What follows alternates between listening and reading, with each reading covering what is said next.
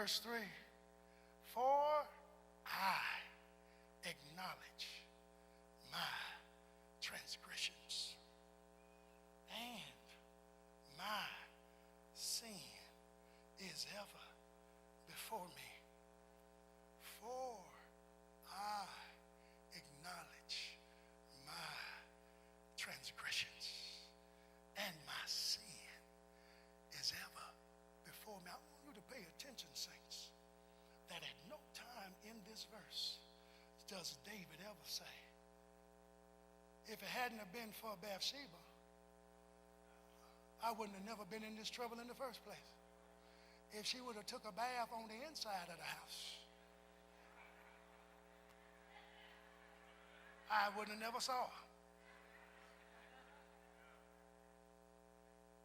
Y'all forget this is a real text. And see, because I know some folks that they wouldn't have never said, for I acknowledge my, they would have said, she, they, and them. At no time in this verse does David ever shift blame. For I acknowledge my transgressions, and my sin is ever before me. Let me say it one more time so you get the point. For I acknowledge my transgressions, and my sin is ever before me. Saints, because what David does, he takes personal responsibility for the things that he chose to do. And saints, sometimes our biggest challenge is that we want to abandon our own choices, abandon our own decisions. But saints, if we're really going to move forward and wanting more for life and handle our own business, we need to recognize that ownership matters. Tell somebody, ownership matters. Tell one more person, ownership. What are you talking about? We're going to have to own our mess. Own our messiness. Uh-oh, don't nobody say amen right there. We've got to own our own mess ups. We've got to own our own sins. We can't blame so-and-so. What did we do? Because see, truth be told, if you messed up your money, just tell you messed up your money. Because many times, if we're honest, we can track back to some decisions. We really didn't need those 3 pair of shoes. we really could have gone to Goodwill. We really didn't have to eat at the fine dining place. We could have actually pulled out some pots and pans. Oh, ain't nobody saying amen right there. They said, oh, you done gone from preaching to meddling now, amen.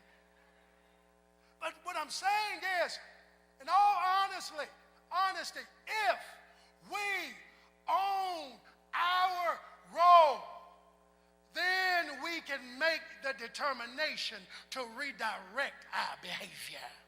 Because the truth be told, if you're man or woman enough to own what you did, that means you put yourself in a position to redirect your choices and your decisions to come up with a different outcome. And I don't know about anybody else. I want to make some choices and decisions that will bring about my better. Is that anybody else's commitment? That I want to make some choices. I own what I did.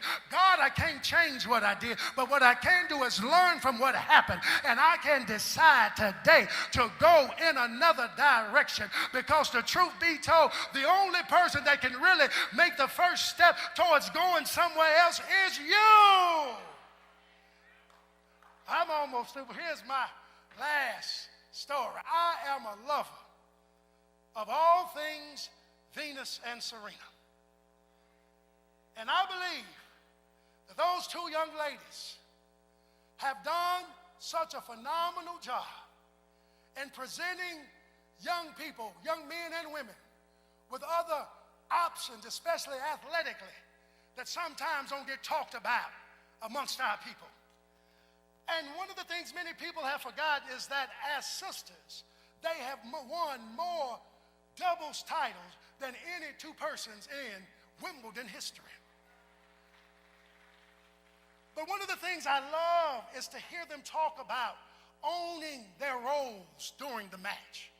They said that if one person plays the front of the court, then they always look out for when they need to help with the back of the court.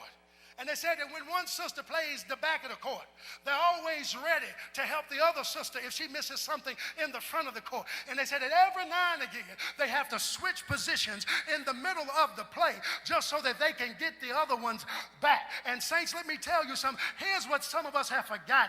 Owning your role means that sometimes you got to be flexible when it comes to shifting positions in life. Sometimes you got to play the front, but sometimes you got to play the back. And sometimes you got to switch positions in the middle of the play. But when you own your role, you don't complain about switching positions. You don't complain about getting the back or the front, because you know that in the end, a success for the front is a success for the back.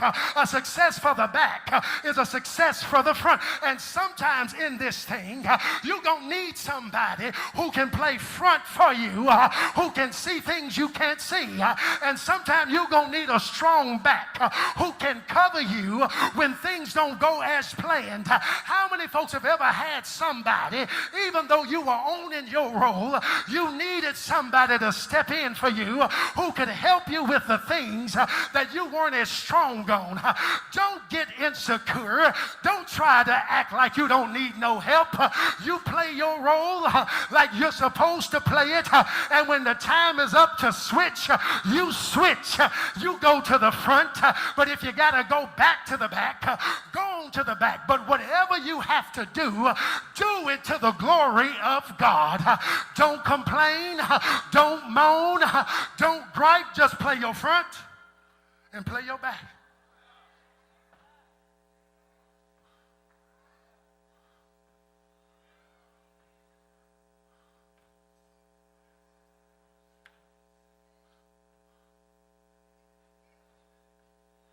Step up, step back, introduce yourself. Because wherever you are, y'all better hear me. Because see, here's the problem that I have with some grown folks. Some grown folks are not teaching our children that playing the back is just as important as playing the front. Because sometimes your shine doesn't always come from being given the front role. Sometimes you have to play the supporting role until God moves you up. But when God moves you up, what you realize is that when you were in the back, you were in the oven of God, and he was just getting you prepped for your front row. And let me tell you something, you might be on the back row now, but in just a little while, you better be ready for your front row. And what you will realize is all the tears in the back, all the frustration in the back, all the times you were trying to figure out, God, have you forgotten about me?